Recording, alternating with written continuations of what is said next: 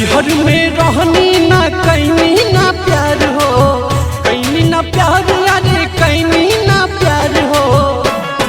भइल बियाह जब गईनी ससुरार हो, गईनी ससुरार, अरे गईनी ससुरार हो।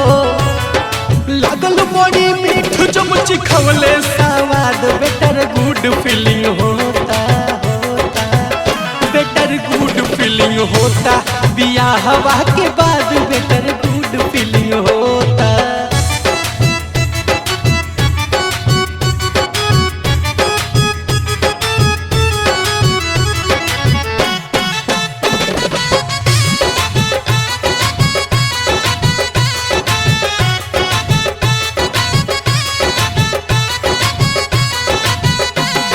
श्री राम जैसे सखी सैया दिलावाला, सैया दिलवाला हो, सैया दिलवाला। रानी जैसे राखेले ऐसन बुझाला, ऐसन बुझाला सखी ऐसन बुझाला। माई जवन कहले से बात बाऊ याद, बेटर गुड फीलिंग होता होता, बेटर गुड फीलिंग होता। बियाह के बाद बेटर गुड फीलिंग होता।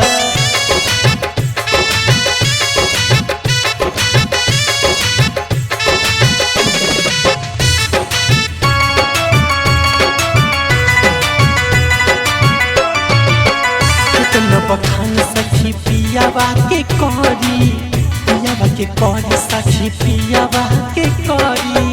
रवि राज हमके बना के रखे परी, राखेले परी बना के रखे परी।